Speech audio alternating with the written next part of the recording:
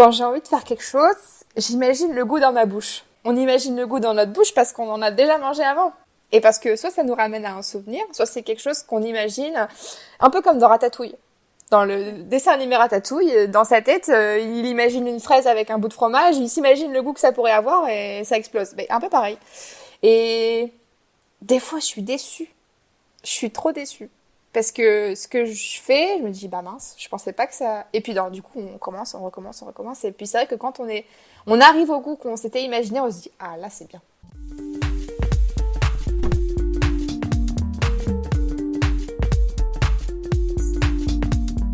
La pâtisserie, c'est avant tout une histoire de goût, de saveur et d'émotion.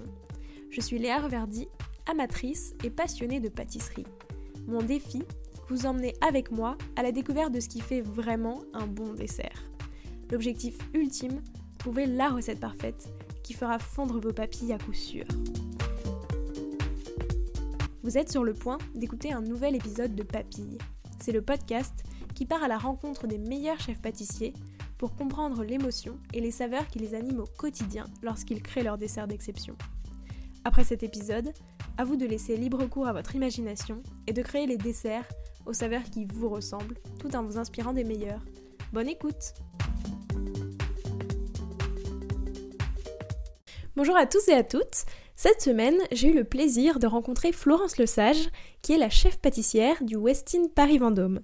Mais ce n'est pas tout, Florence va également représenter la France au Mondial des Arts Sucrés en octobre 2021 et elle va tout nous expliquer dans cet épisode. Avec elle, j'ai appris comment créer un dessert qui va se ressentir de l'émotion à la dégustation, mais aussi comment elle imagine de nouvelles alliances de saveurs, en les imaginant d'abord dans son esprit. Et enfin, elle m'explique toute l'importance du ressenti pour juger de la qualité d'un dessert. Bonne écoute! Bonjour Florence, merci beaucoup d'avoir accepté l'invitation. Tout d'abord, tu vas représenter la France au prochain Mondial des Arts Sucrés en octobre 2021. Déjà, est-ce que tu peux nous expliquer un peu ce que c'est ? Eh oui, c'est une grande chance déjà, premièrement.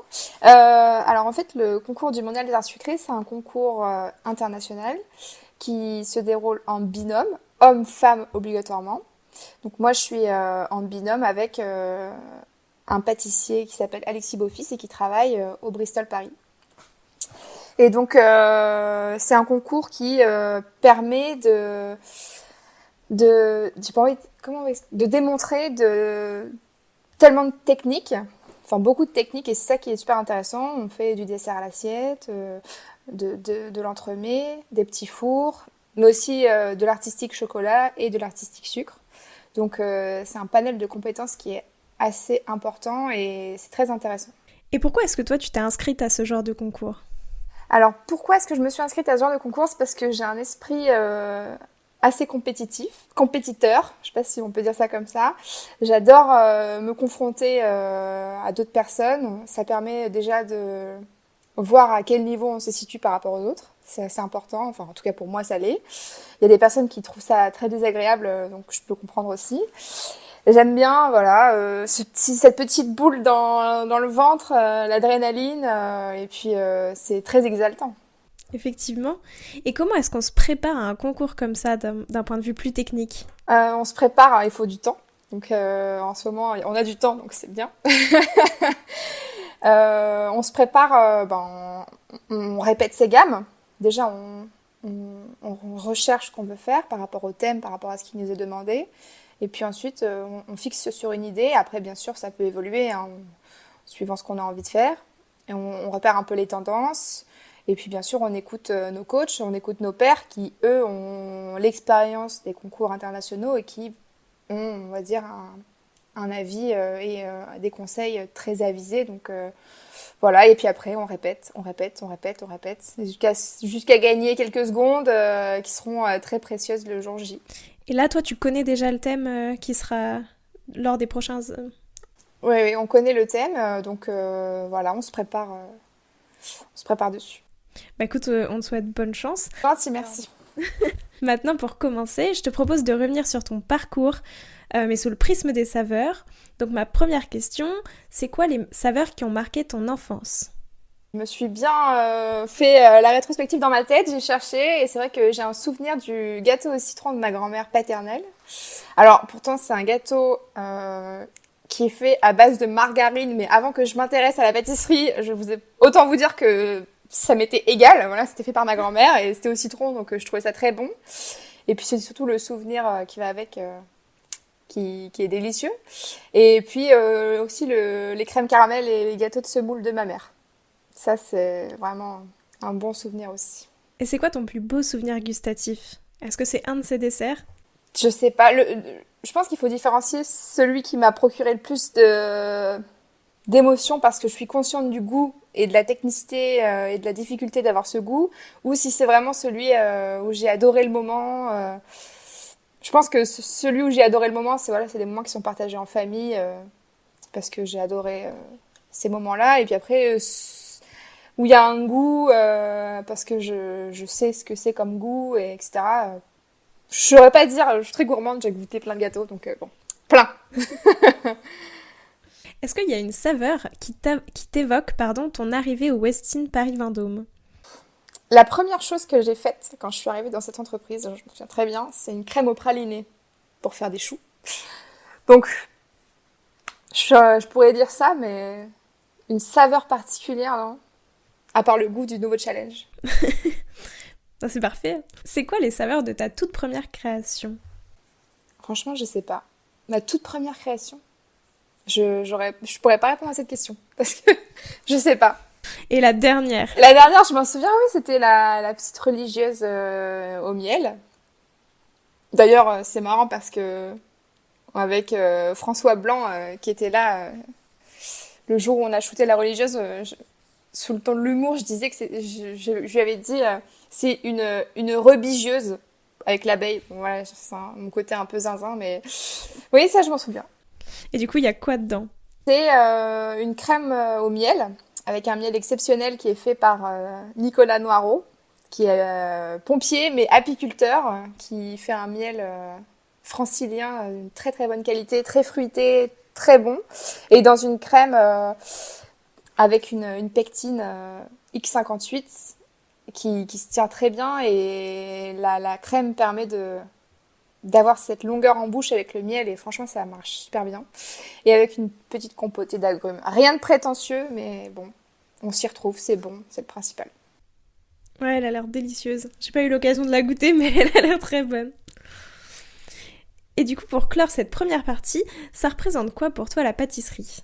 Dans mon esprit de compétitrice, la pâtisserie, c'est toujours se remettre en question, essayer d'avancer, essayer de devenir meilleure.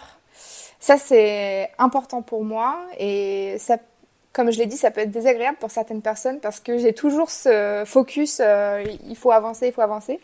Mais la pâtisserie, je pense que on a eu la chance, une chance extrême que nos métiers soient autant mis en valeur ces dernières années.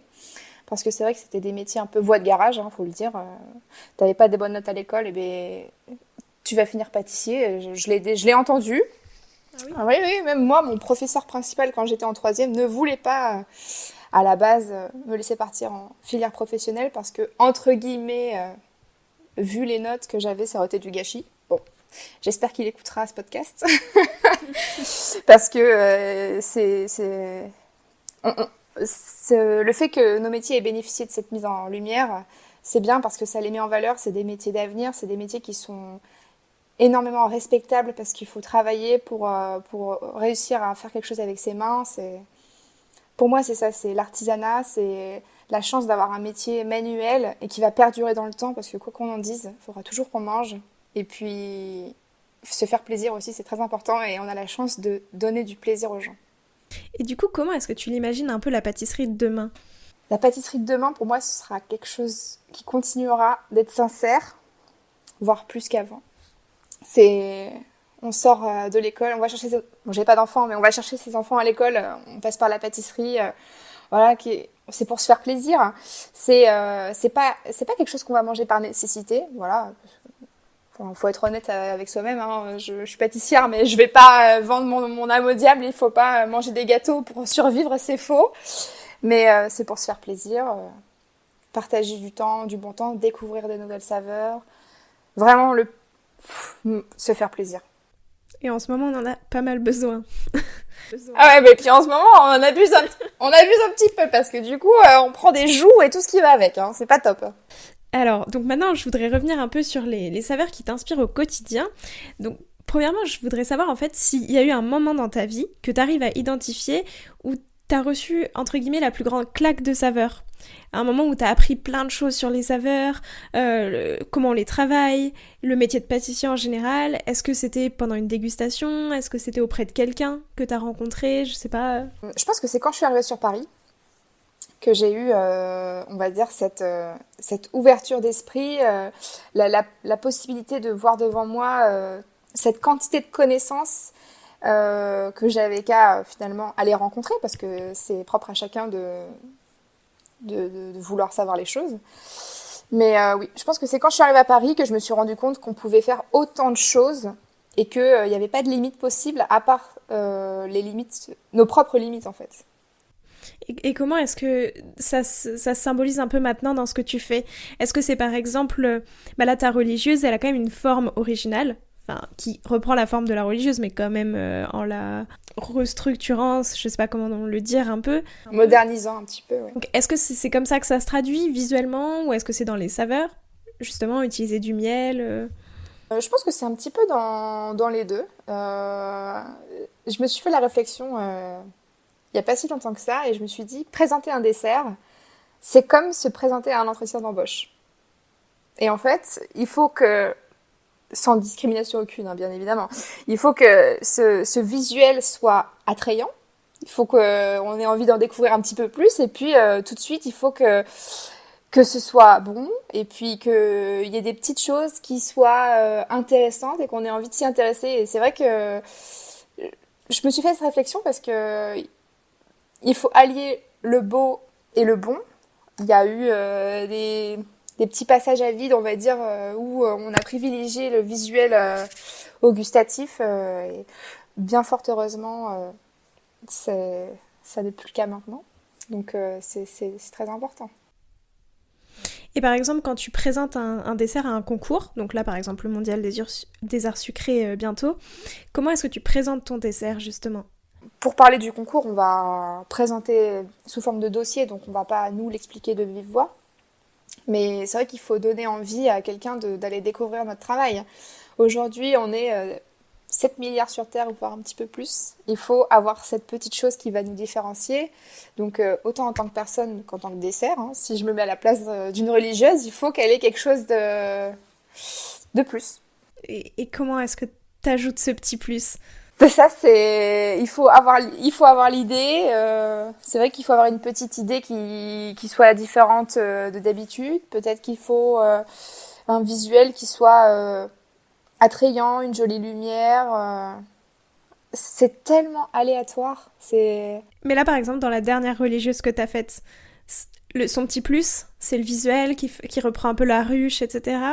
Ouais, je pense que son visuel a bien marché parce que je pense que je m'attendais pas à avoir autant de retours positifs, donc tant mieux. C'est vrai que c'est curieux en fait. On s'interroge, on se dit ah ben c'est ça en fait. Voilà, ça c'est super important. C'est un truc. Moi quand je regarde un gâteau, bon j'ai pas énormément d'expérience. Ça fait 10-12 ans que je fais de la pâtisserie, mais école comprise, donc avec énormément de respect pour les chefs qui m'ont appris et pour mes collègues, etc.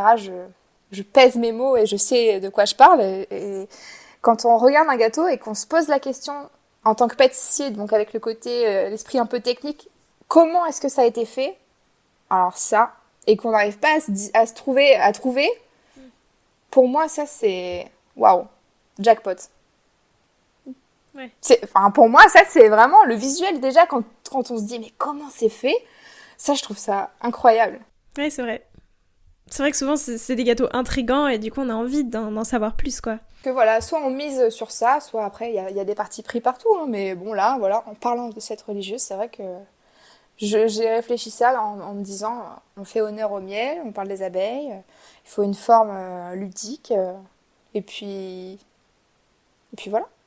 Souvent, c'est ça, quand tu travailles un dessert, tu regardes l'ingrédient principal et tu as envie de le retranscrire visuellement. Mais là, oui, c'était le cas, et puis ça s'y prêtait très bien, hein. C'est cette technique de cuire la pâte à choux dans une forme particulière, qui a été mise au point d'ailleurs par un très grand chef. Ça peut permettre de faire plein de formes différentes, et donc là, c'était le cas. Et pour les gens qui ne savent pas forcément, par qui ça a été mis au point, cette technique de faire cuire sa pâte à choux dans une forme particulière? C'est par Angelo Musa. Tu fais aussi, enfin, parce que tu es dans un hôtel-restaurant, beaucoup de desserts à l'assiette. Comment est-ce que tu abordes la création d'un dessert à l'assiette en particulier? C'est une excellente question, parce que moi-même encore aujourd'hui, j'aimerais bien aller dans ma bibliothèque, sortir un livre qui m'explique comment faire. Parce que vraiment, c'est d'une complexité, surtout aujourd'hui en 2021 où il y a déjà des milliers d'assiettes qui ont été dressées, on ne pourra plus jamais rien inventer. Tout est, enfin, dans le sens où il faudra se différencier par une technique peut-être particulière ou une belle assiette, un beau dressage, toutes ces choses, mais on va pas révolutionner la pâtisserie aujourd'hui. Il y a déjà des grands chefs qui l'ont déjà fait avant nous et qui nous ont permis justement d'en être à ce point dans nos métiers. Donc, je sais pas, déjà il faut avoir l'idée de ce qu'on veut utiliser. Est-ce qu'il y a des techniques qu'on veut utiliser en particulier? Quelle émotion on veut procurer à la personne qui va manger ce dessert? Est-ce qu'on veut mettre un point d'honneur à ce que ça raconte une histoire? Enfin, voilà. C'est vrai que ce serait super intéressant d'écrire un livre sur ça d'ailleurs. C'est vrai. Et justement, comment est-ce que comment est-ce que tu as envie de créer un nouveau dessert? Tu disais par exemple raconter une histoire. Comment est-ce que tu vas créer un dessert qui raconte une histoire?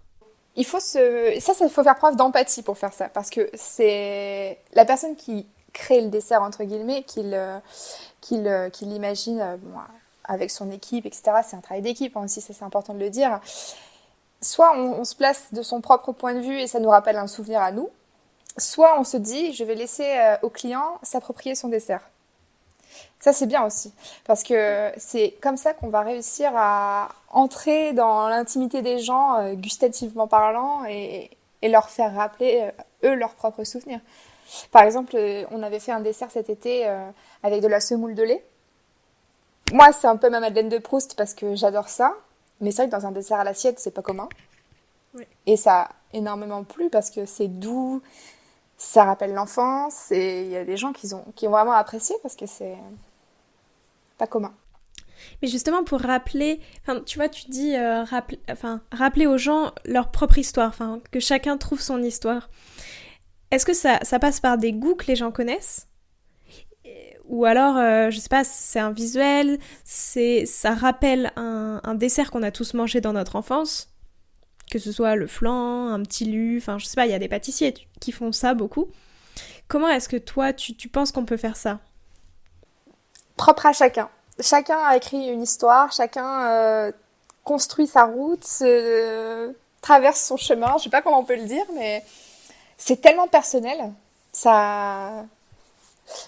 Comme, je sais pas, on pourrait prendre ma voisine, par exemple, qui va faire un gâteau chez elle, et ses enfants vont se rappeler de ce gâteau toute leur vie. Pourtant, au final, nous, d'un œil extérieur, on va se dire, mais il n'y a rien d'exceptionnel, ce gâteau. Mais autant moi, dans ma cuisine, le dimanche, je vais faire quelque chose qui n'est pas exceptionnel, mais qui va procurer une émotion spécifique à des gens, parce que le cadre, le goût... va rappeler à ces personnes. Je pense que c'est vraiment dans le souvenir gustatif que se trouve ce genre d'informations, vraiment, ouais. Ouais. Et après, libre à chaque pâtissier d'aller... Libre à chaque pâtissier, exactement. Et ça, c'est vraiment... je pense que ce serait incroyable d'avoir une boutique avec un nom, je sais pas, un nom qui rappelle l'enfance et où on dirait, bah tiens, moi je veux retrouver ça, et puis on choisirait, et puis au final, on nous dirait, bah voilà, votre gâteau, c'est ce gâteau. Ce serait incroyable. C'est vrai, ce serait incroyable, mais tu vois, par exemple, souvent, dans les souvenirs gustatifs, tu sais, on se dit souvent, bah si c'est pas ma mamie qui l'a refait, ce gâteau au chocolat, il a pas exactement le même goût. Eh oui, mais ça c'est l'émotion, et ça c'est personnel, c'est propre à chacun. Ça c'est Ma grand-mère faisait ce gâteau au citron. Aujourd'hui, en tant que pâtissière, je mets pas de margarine. J'ai envie de refaire ce gâteau, mais je vais pas mettre de margarine. Mais il aura jamais le même goût. Et au final, c'est comme ça en fait. C'est un souvenir que j'avais quand j'étais petite, avec ce glaçage en plus au citron. C'est cucu à souhait, mais il y avait des petits grains de mimosa, des trucs. Mais enfin voilà, moi, je trouvais ça trop bon quand j'étais petite parce que je suis gourmande. Je pense que ça se voit. Mais voilà, ces choses-là. Il y a je vois des fois quand on goûte quelque chose, ça nous ramène à ça et on se dit ah, qu'est-ce que c'est bon, c'est doux, ça a le goût de ce qu'on a connu. Mais c'est ça qui est beau dans la pâtisserie. Ouais. Et à nous justement de créer aujourd'hui ces moments de dégustation dont certaines personnes vont se souvenir. Ce serait le plus grand honneur en fait. Ce serait vraiment une super réussite de se dire qu'on a créé ce type d'émotion à des gens qui quelques années plus tard se diront ah ça me rappelle ça, qu'est-ce que c'était bon. C'est génial. Mais souvent, tu vois, dans tous les autres pâtissiers que j'ai interrogés, en fait, il y en a beaucoup, leurs souvenirs, c'est quand même lié beaucoup à la famille, parce que comme tu l'as dit, il y a quelque chose de très émotionnel. Mais il y a quand même souvent, tu vois, des pâtissiers qui reviennent, que ce soit Pierre Hermé et Philippe Conticini, souvent, tu vois, quand on arrive sur Paris et que c'est les premières fois qu'on goûte ces gâteaux-là, ça transmet un souvenir. Et donc, c'est vrai que je comprends que ça puisse être, ouais, un peu l'objectif, entre guillemets, de chaque pâtissier, quoi. Ah bah c'est vrai, puis en plus ces messieurs ont entièrement réalisé, bon, je veux dire, leur réussite, elle est quand même assez exceptionnelle. Déjà, ne serait-ce que pour l'apport à notre métier, et puis aussi rendre accessible à tous le goût, des choses en fait. Vraiment, mon rêve, c'est un peu utopique de dire ça, mais ce serait de rendre accessible à tous le goût des vrais aliments. Parce que malheureusement, on n'a pas tous le même accès au goût, le même accès aux bons produits. Voilà, ici on est à Paris, c'est facile, hein. Rungis c'est à côté, on a des très bons restaurants, etc. Mais il y a beaucoup de gens qui n'ont pas cet accès au goût et au-delà de manger, mais cette connaissance du goût des produits, c'est pas quelque chose qu'ils ont. Et c'est pas un reproche qu'on peut leur faire parce qu'ils ne le savent pas. Et je trouverais ça génial. Dans les écoles, bon, c'est aussi à ça que sert la semaine du goût, par exemple, mais d'éduquer les gens, les familles, de dire, voilà, goûter une fraise de telle variété, à pleine maturité, voilà, ça c'est le goût de la fraise. Ben, il y a plein de gens qui, pour eux, le goût de la fraise, c'est dans un biscuit qu'on achète en grande surface, par exemple. Ce serait génial. Vous imaginez le pouvoir qu'on aurait tous? Ben, on pourrait sauver tous les petits producteurs de la planète parce que on dirait, oui, le vrai goût de la fraise, ben, c'est lui qui le fait. Ce serait génial. Et toi, c'est quelque chose que tu mets beaucoup à l'honneur dans tes pâtisseries, du coup, de mettre vraiment le goût en valeur et de pas les cacher avec d'autres goûts, ce genre de choses. Ça, j'ai envie de dire que c'est quelque chose qu'on m'apprend. Parce que quand on commence la pâtisserie, bah, surtout avec les réseaux sociaux, etc., j'ai un peu grandi avec ça, on va dire, quand je suis arrivée en pâtisserie. On est tenté voilà, on en a plein dans les yeux, on ne sait pas par où aller, quel chemin prendre. Et c'est vrai qu'il y a des chefs qui ont tout de suite mis à l'honneur le fait de respecter le produit, la filière, etc., l'humain qu'il y avait derrière. Et ça, c'est vraiment bien. C'est vraiment même tellement important que c'est bête d'être passé à côté pendant toutes ces années. Mais c'est quelque chose qui s'apprend. Parce que on peut... Enfin, aujourd'hui, en ayant appris tout ça et en ayant eu la chance de croiser des personnes qui m'ont éduquée sur ça, c'est important. Mais il y a plein de gens qui, malheureusement, ne le savent pas encore parce qu'ils n'ont pas encore eu la chance de l'apprendre ou de croiser des gens qui leur ont expliqué. Oui, effectivement. Et pour revenir un peu sur toi, comment tu crées un dessert, comment est-ce que tu sais que tu es satisfaite d'un dessert? Qu'est-ce qui fait que pour toi c'est un bon dessert et tu peux le mettre à la carte? Je trouve que c'est une super question parce que tu vas me prendre pour une folle, mais en fait, bon, je pense que tout le monde est un peu pareil, mais personne n'assume forcément tout ça. Quand j'ai envie de faire quelque chose, j'imagine le goût dans ma bouche. On imagine le goût dans notre bouche parce qu'on en a déjà mangé avant. Et parce que soit ça nous ramène à un souvenir, soit c'est quelque chose qu'on imagine un peu comme dans Ratatouille. Dans le dessin animé Ratatouille, dans sa tête, il imagine une fraise avec un bout de fromage, il s'imagine le goût que ça pourrait avoir et ça explose. Mais un peu pareil. Et des fois, je suis déçue. Je suis trop déçue. Parce que ce que je fais, je me dis, bah mince, je pensais pas que ça... Et puis, du coup, on commence, on recommence, on recommence. Et puis, c'est vrai que quand on arrive au goût qu'on s'était imaginé, on se dit, ah là, c'est bien. Mais encore une fois, ça plaira pas forcément à tout le monde. Parce que, c'est comme ça, on peut pas plaire à tout le monde. Mais c'est à partir de ce moment-là, oui, c'est vrai que je pense que, personnellement, moi, je suis contente. Ouais, c'est quand t'arrives à correspondre à ce que t'avais dans la tête. Oui, voilà, après, c'est vrai que j'ai écouté le podcast de Nicolas Pacillo qui a dit quelque chose que je trouve génial, c'est faire goûter ses créations à des palais expérimentés permet d'avoir des avis justement qui sont très constructifs parce que c'est des personnes qui ont goûté beaucoup de choses et qui ont aiguisé leur palais et d'avoir vraiment de pouvoir se remettre en question et d'avancer. Et ça, c'est vraiment bien. Et je partage entièrement cet avis. Oui, c'est vrai, mais enfin, dans un grand restaurant, toi, c'est quand même, il y a quand même des gens qui ont l'habitude de manger de la pâtisserie, de déguster ce genre de choses. Donc, c'est quand même un peu déjà, c'est ça, des palais qui ont l'habitude. Peut-être que, enfin, je sais pas, je dis ça comme ça, peut-être que des pâtissiers en boutique, ça va pas être la même chose. Enfin, tu vois, souvent, je sais que Philippe Rigolo m'avait dit, par exemple, dans l'épisode que j'avais enregistré avec lui, qu'effectivement, en fait, en boutique, les gens, il faut aussi un peu les rassurer, entre guillemets, alors que dans un restaurant étoilé ou un grand restaurant, en fait, les gens viennent pour tester des choses un peu qui sortent des sentiers battus, quoi. Exactement. C'est vrai que... Et puis, surtout, la pâtisserie de restauration permet tout ce côté éphémère qu'on pourrait pas se permettre en boutique. La vie le plus dure, quoi qu'on en dise, c'est la vie du client. Parce que on est quand même, on va dire honnêtement, le client paye pour quelque chose. Et aujourd'hui, on est dans une société où on va pas hésiter à dire si ça nous plaît ou si ça nous plaît pas. Donc tant mieux si c'est positif, mais par contre, quand c'est négatif, il faut savoir prendre la critique, on va dire facilement, la décortiquer et se dire qu'est-ce qui n'a pas été, est-ce que c'est un avis qui revient régulièrement, ou est-ce que ça fait partie de la case on ne peut pas plaire à tout le monde et ça fait partie de voilà, ça n'a pas procuré l'émotion au client, ça ne lui a pas plu et puis c'est pas grave. Mais c'était pas fait pour lui. Et moi, j'avais une autre question. D'un point de vue du goût et des saveurs, tu vois, dans un dessert à l'assiette, enfin, souvent, tu as plusieurs petites composantes faites sous des... Enfin, pas des formats tout petits, mais enfin, je veux dire, c'est des portions beaucoup plus individuelles, justement.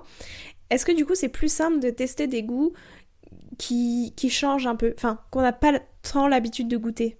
Ça aussi, je pense que ça pourrait être une catégorie aux Jeux Olympiques. Parce que quand on n'a pas appris à faire ça, quand on regarde ça d'un œil extérieur, on peut avoir un regard plein de jugements ou plein de questionnements si, voilà, comme on voit les choses comme on les voit. Mais moi, j'avais jamais, quand je suis arrivée à Paris, je ne connaissais pas le fait d'assaisonner un dessert. Dans ma tête, je me disais, mais qu'est-ce que ça veut dire? Parce que je me dis, ça peut paraître bête, hein, mais j'ai une salade chez moi. Mais pour le commun des mortels, c'est très difficile. Mais c'est vrai que au final, c'est tellement logique. On assaisonne un plat, pourquoi est-ce qu'on assaisonnerait pas un dessert? Et c'est une multitude de découvertes. Et ça, tu l'as appris vraiment quand t'es arrivée à Paris et dans tes premières expériences Pour la pâtisserie, on va dire de restauration, oui, c'est vrai que ça j'ai appris quand je suis arrivée à Paris. Et puis j'ai vraiment, en étant totalement honnête, parce que j'ai absolument rien à cacher, j'ai été vraiment émerveillée de découvrir autant de choses. Je ne connaissais pas tout ça. Aujourd'hui, ça peut me paraître tellement évident, mais j'ai le recul et l'expérience nécessaire pour quand je vois quelqu'un arriver dans ma brigade qui connaît pas ça, je ne vais pas le juger parce qu'il connaît pas. Parce que moi, il y a 5 ans, je savais pas ce que c'était. Et ça, c'est vrai que c'est pas prétentieux du tout de dire ça, mais j'ai l'intelligence de me dire ça parce que je savais pas ce que c'était. Et quand on sait pas, c'est pas qu'on ne veut pas savoir, c'est qu'on ne sait pas. Et est-ce que c'est quelque chose qui s'apprend vite? Enfin, je veux dire, en vrai, c'est quand même assez compliqué de se dire comment assaisonner du sucré. Justement, tu vois, mettre assez de baie, un petit peu de poivre, enfin, sans que ça prenne le dessus, etc. Est-ce que c'est quelque chose que toi, par exemple, t'as réussi à apprendre assez vite? J'ai pas fini d'apprendre, hein. Ça, c'est une certitude. Mais au-delà d'utiliser des produits typiques comme le poivre, les baies, les herbes, etc., quand je pense à assaisonnement, je pense pas forcément à ce genre de choses. Mais par exemple, un bon dessert au chocolat, sans parler du sel, s'il a trop d'amertume, si c'est pas au niveau la texture aussi, ça fait partie de l'assaisonnement parce que au final, ça fait partie de tout le processus de goût, de tout ce qu'on va mettre dans notre bouche en même temps. C'est tout fait partie de ça. Et je pense que pour vraiment réussir un dessert, même si c'est très personnel et que c'est propre à chacun, hein, ça c'est évident, il faut vraiment prendre en compte toutes ces choses. Le produit en lui-même, ce qu'on veut mettre dans l'assiette, quelle assiette on va utiliser, parce qu'au final, c'est important. À quel moment on va faire ce produit? Est-ce qu'il va y avoir de la glace? Est-ce qu'il va y avoir du chaud? Est-ce qu'on va mettre une sauce? Est-ce que si c'est quelque chose au chocolat, il faut vraiment prendre en compte toutes ces choses. Et puis après, l'assaisonnement, franchement, pour moi, c'est tout. C'est tout ça, c'est mixer tout. Et c'est pour ça que je me dis, ouais, ce serait génial d'avoir un livre dans sa bibliothèque. Et le titre de ce livre, ce serait Comment créer un dessert. Ce serait génial, ça faciliterait la vie de plein de gens. Tu peux l'écrire, hein. Oh bah, écoute, on verra. J'avais envie de revenir aussi sur un autre sujet qui est la confiserie. Déjà, est-ce que toi, c'est quelque chose qui te plaît et pourquoi? Alors, la confiserie, c'est génial. Quand j'étais petite, je disais à mes parents que je voulais être chocolatière. Bon, voilà, du coup, je suis pâtissière, c'est très bien aussi. Mais on a la chance d'avoir un métier qui est extrêmement technique. Et quand on passe son examen en pâtisserie, on fait aussi de la confiserie. Et c'est vrai que c'est quelque chose qui me plaît beaucoup. Et puis, ma grand-mère m'a offert un livre qui s'appelle Le Tour de France des bonbons. Et on est en France, on a de la chance d'avoir un patrimoine gastronomique exceptionnel avec des spécialités régionales et nationales. Bon, on ne pourrait pas tous les citer tellement il y en a. Et comment ça se positionne par rapport à la pâtisserie? Enfin, je veux dire, est-ce que tu peux souvent faire un mix d'un dessert et d'une confiserie, par exemple? Je pense que c'est possible, oui. Par exemple, on voit souvent des... Bon, je parle plus du petit gâteau boutique, plutôt, ou alors du gâteau de voyage. On pourrait mixer un gâteau de voyage avec une pâte de fruits, pourquoi pas. On pourrait mixer un petit gâteau boutique avec un décor en guimauve. Par exemple, la bûche de Nicolas Paciello, je pense à ça, mais il y avait du nougat. Enfin, ou alors inspiré du nougat. Donc c'est toutes ces inspirations. Le calisson c'est exceptionnel, c'est super bon. Enfin, franchement, il y a des inspirations ouais, partout. Et pourtant, on peut tout autant jouer sur les saveurs dans des confiseries. Enfin, une guimauve, en vrai, on peut en faire un peu... Il faut essayer. C'est ce que je pourrais dire. Il faut essayer et on saura. Je pense qu'il y a des choses qui seront peut-être pas aussi bonnes qu'on l'imaginait ou qui seront meilleures que ce qu'on pensait, mais ça, c'est encore une fois propre à chacun et il faut essayer. Ben, on va essayer. Alors maintenant, je voudrais revenir, on en a parlé déjà de ta religieuse, parce que effectivement, dans le numéro 43 de Food Pâtisserie, si quelqu'un veut aller retrouver, tu donnes la recette. Moi, j'ai une question. Quel conseil est-ce que tu pourrais me donner, par exemple, si j'ai envie de la refaire, pour qu'elle soit bien réussie? On m'a posé la question, donc j'en profite. Dans la recette de la pâte à choux, il y a du beurre de cacao. Et en fait, c'est un de mes professeurs, quand j'étais en BTM, qui m'a expliqué que lui mettait du beurre de cacao dans la pâte parce que à haute température, le beurre de cacao est plus fluide que le beurre et donc il va vraiment bien pousser la pâte dans les angles du moule s'il y en a. Donc ça, c'est un petit conseil, c'est bien. Ensuite, pour la pâte sucrée qui est détaillée, utilisez une pâte bien froide. Ça, c'est super important, le travail avec le froid, surtout pour les pâtes. Et puis après, c'est toute une question de ressenti, j'ai envie de dire. Et ça aussi, c'est très important parce que ça, on ne l'apprend pas à l'école. Et moi, à un moment donné, j'ai eu un déclic et j'ai ressenti les choses. Et c'est comme ça que je me suis dit, ça y est, je suis prête pour faire des biscuits ou des crèmes parce qu'on sent le moment à partir duquel c'est bien en fait. Ouais. Mais ça, c'est quelque chose, ça, on pourra en parler des heures parce que c'est vrai que je me suis fait la réflexion, et même quand j'ai des apprentis, que j'essaie de leur expliquer, à un moment donné, dans l'apprentissage, il y a ce déclic qui arrive et on ressent les choses, et on sait que c'est la bonne façon de mélanger, la bonne façon d'introduire telle ou telle préparation, tel ou tel aliment, la bonne température, la bonne texture, c'est magique. Et ça vient avec l'expérience, selon toi? Oui, oui, je pense que ça vient avec l'expérience, oui, exactement. Et t'as parlé de beurre de cacao, mais en soi, c'est pas un ingrédient qu'on trouve partout. Donc déjà, où est-ce qu'on peut s'en procurer? On peut trouver du beurre de cacao dans des épiceries spécialisées. À Paris, il y a énormément de pâtisseries, enfin de pâtisseries de points de vente, on va dire, qui vendent ce genre de produits.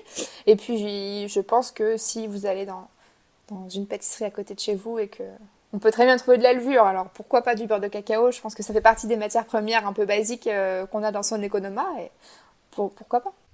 Et si jamais on n'en trouve pas, est-ce que c'est possible de le remplacer par un autre ingrédient? J'ai envie de dire, c'est le petit plus qui fait que la pâte sera bien fluide, mais ça c'est mon avis, mais ça marche très bien sans aussi, parce qu'il y a plein de personnes qui n'en mettent pas et ça fonctionne très bien. Ça c'est, voilà. Et donc c'est un petit tips un peu de... Voilà, c'est le petit plus. Et puis je trouve ça, enfin voilà, quand on donne quelque chose, quand on donne un petit plus, je trouve ça super intéressant de connaître la raison du pourquoi du comment, et voilà, moi on me l'a expliqué, donc je suis super contente de te le dire, voilà.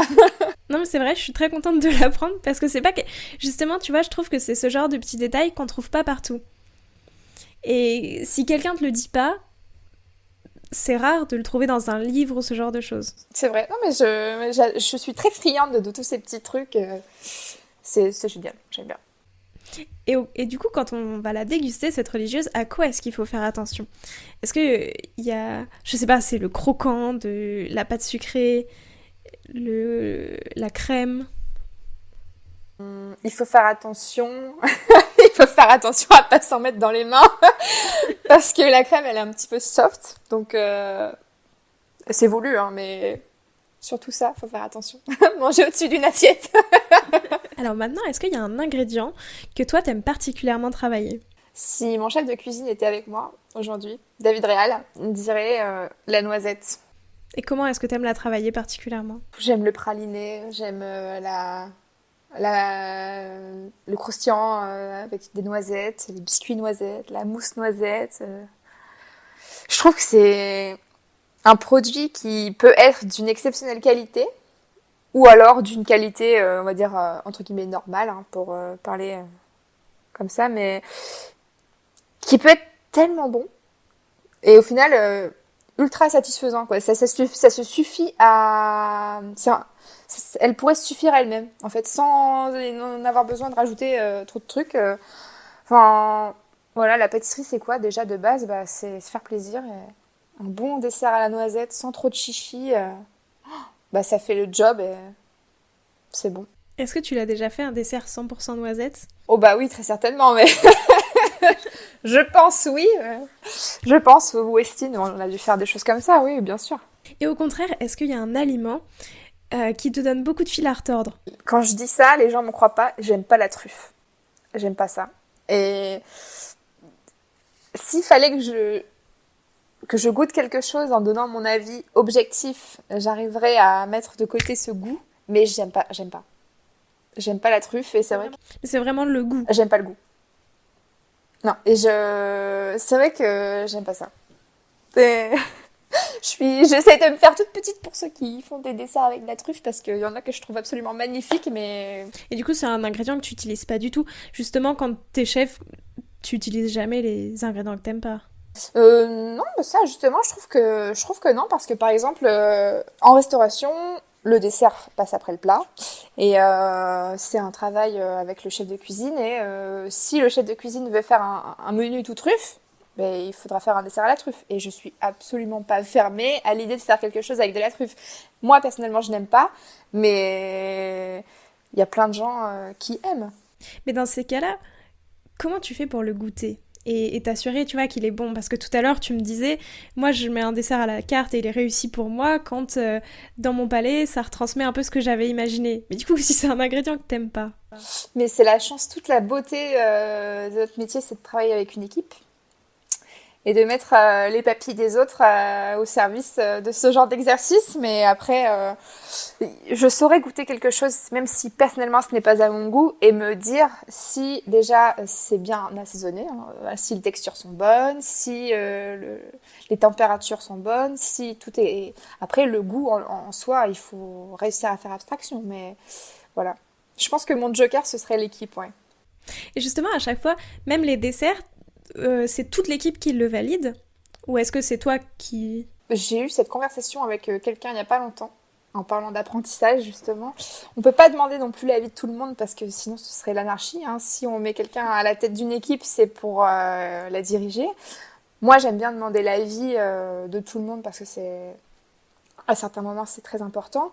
Mais c'est vrai que, par exemple, là, au Westin, c'est plus avec les chefs de partie qu'on réfléchit ce genre de dessert. Mais ça ne m'empêche pas du tout de le faire goûter à tout le monde et justement de prendre les avis. Et ça, tu le fais systématiquement, ça rentre dans ton processus de création. Systématiquement, non. Mais on va dire très souvent, oui. Très bien.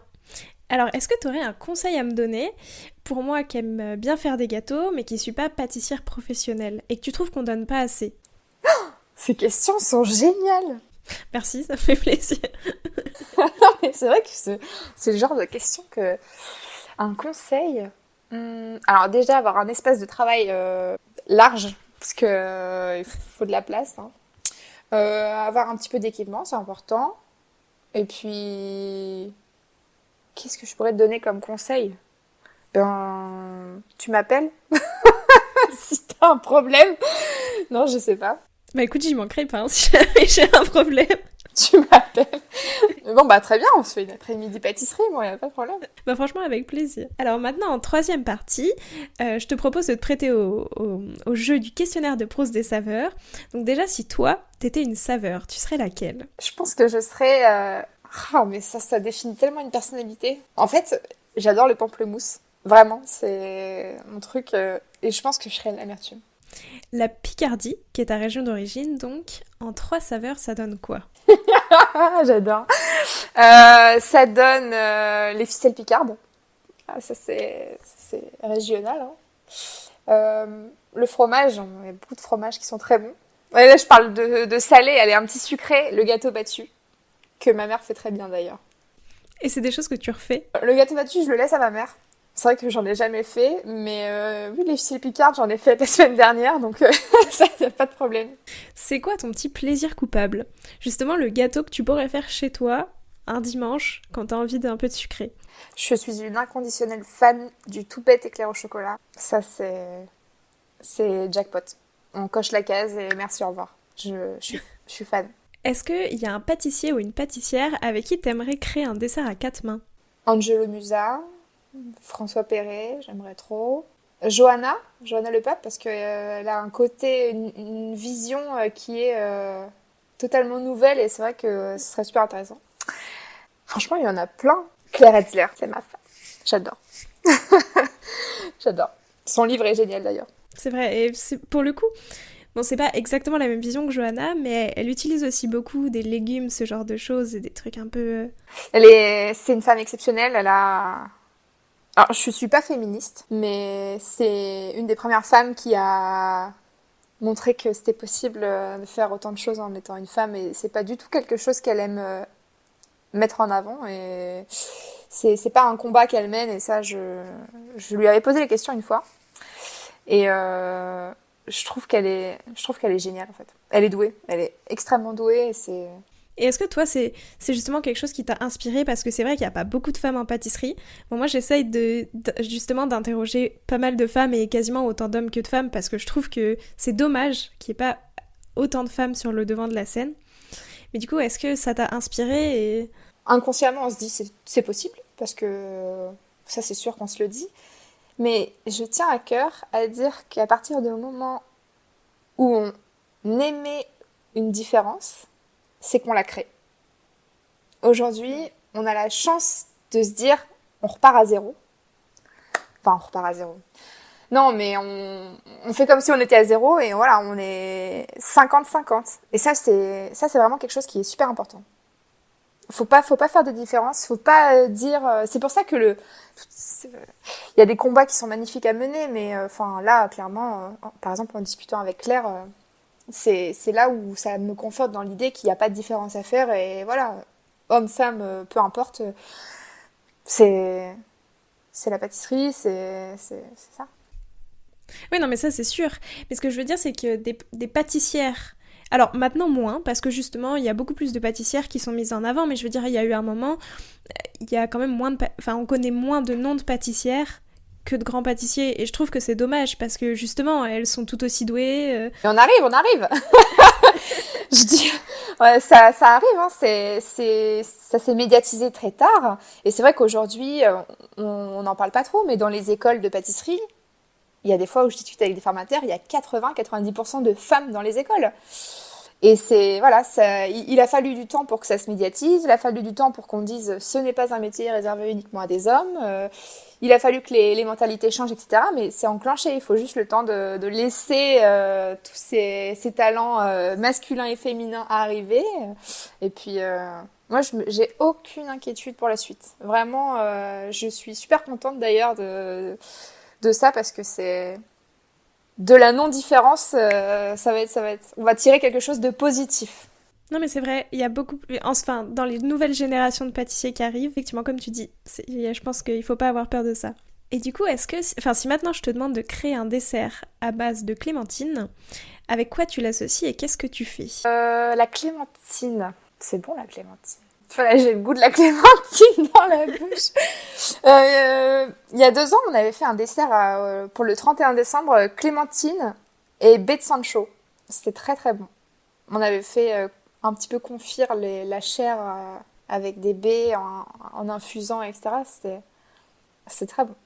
Avec de la vanille, un pain de gêne avec des zestes de clémentine, etc. C'était frais. Ça a l'air pas mal. Alors maintenant, j'ai 5 dernières questions qui devraient aller très rapidement. Saveur d'été ou saveur d'automne ? L'automne, parce que mon fruit préféré, c'est la poire. Travail du sucre ou travail du chocolat ? Le sucre. Plutôt mondial des arts sucrés ou olympiade des métiers, auquel tu as aussi participé en 2014 ? On m'a posé la question et j'avais dit mondial des arts sucrés et après j'ai mes copains des olympiades qui m'ont dit mais c'est quoi ce bazar ? Donc je vais dire les deux. Plutôt dessert à l'assiette ou entremets individuel ? Dessert à l'assiette. Et enfin, religieuse miel ou tarte à la rhubarbe ? Tarte à la rhubarbe parce que c'est aussi Madeleine de Proust, ma mère elle les fait très bien. Et la tienne est très jolie. D'ailleurs, si les gens ne voient pas à quoi elle ressemble, elle est très belle, t'as tressé de la rhubarbe, c'est superbe. Oui. Est-ce que d'ailleurs c'est pas très chronophage ? C'est pas faisable en entreprise parce que c'est trop long. Ça c'est vrai que c'était ma petite tarte plaisir. J'avoue. Bah super, bah écoute, merci beaucoup. J'ai beaucoup aimé cette interview, c'est très intéressant. Et voilà, j'aime beaucoup ta vision, vraiment merci beaucoup. Ça me fait très plaisir. Bah chouette. J'espère que voilà, c'est mon côté compétiteur qui sort. Est-ce que j'ai bien répondu à toutes les questions ? Est-ce que j'ai fait les choses quand il fallait, etc.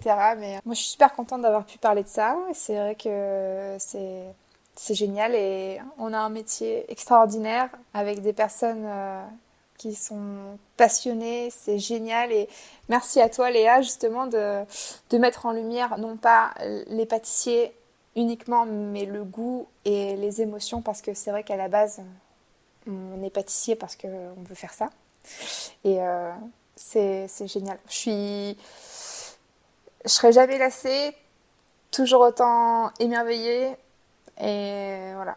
Très beau mot de la fin, merci beaucoup. Alors, est-ce que cet épisode vous a plu ? On se retrouve la semaine prochaine en compagnie de Sophie de Bernardi.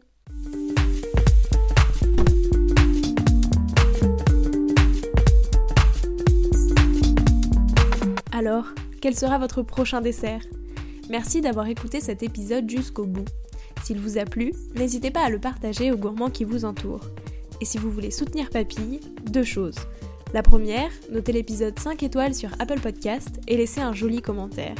La seconde, vous rendre sur papillepodcast.com, sans oublier le S de Papille, et vous abonner à la newsletter pour être prévenu de la sortie des prochains épisodes et des articles que j'écris régulièrement.